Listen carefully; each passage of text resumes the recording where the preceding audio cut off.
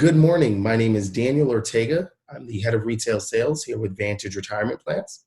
Our friends over at Upside Avenue have asked me to speak with you all today about what is the self-directed IRA and what is the difference between a traditional and a Roth IRA. Before we get started, Vantage does not provide any investment advice or endorse any products. All of the information and materials are for educational purposes only. We encourage all parties to consult with their attorney, accountant, or financial advisor before entering into any type of investment. Before we talk about what a self-directed IRA is, we should first have an understanding of what an IRA is. An IRA is an individual retirement account. Internal Revenue Code Section 408 talks about individual retirement accounts and breaks it down as such. An individual retirement account means a trust created or organized in the United States for the exclusive benefit of an individual or his beneficiaries. You might be wondering, well, how does that help me understand what a self-directed IRA is? Well, a self-directed IRA is a marketing term. It only explains who and how the IRA will be managed by. You, yourself. Now that you have a better understanding of what the IRS deems an IRA to be, and we've discussed that a self-directed IRA is not a type of IRA, let's dig a little deeper into that. An IRA with Vantage is no different than an IRA you would have with Fidelity. The only difference is going to be the assets that you custody inside of that.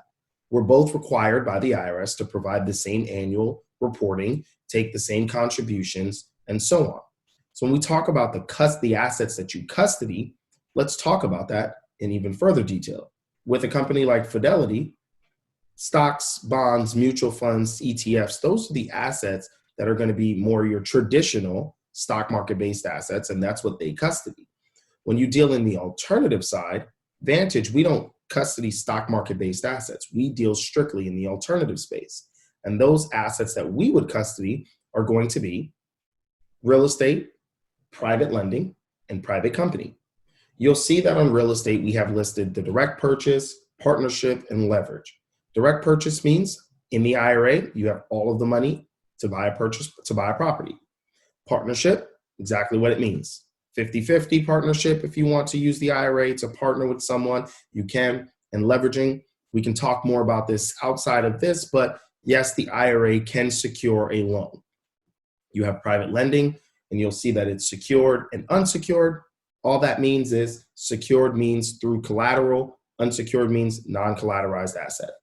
The private companies now, big bullet point there in the beginning where it says companies that are not available in the stock market.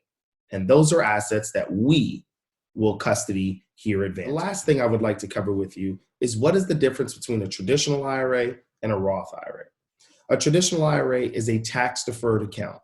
What that means is all of the growth from any investment you make is going to be tax-deferred. You're not going to have to worry about paying any taxes on it now.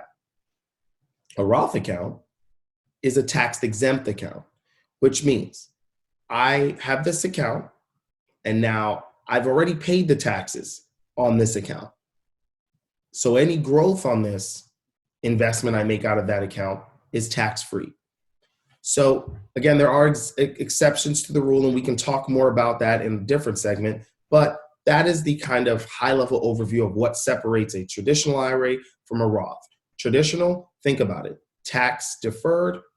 Roth, think about it as tax-free or tax-exempt. Thank you so much for taking the time with me today. If you have any questions, please feel free to reach out to me. I've included my contact information for here at Vantage. And again, it was a pleasure speaking with you. Happy investing.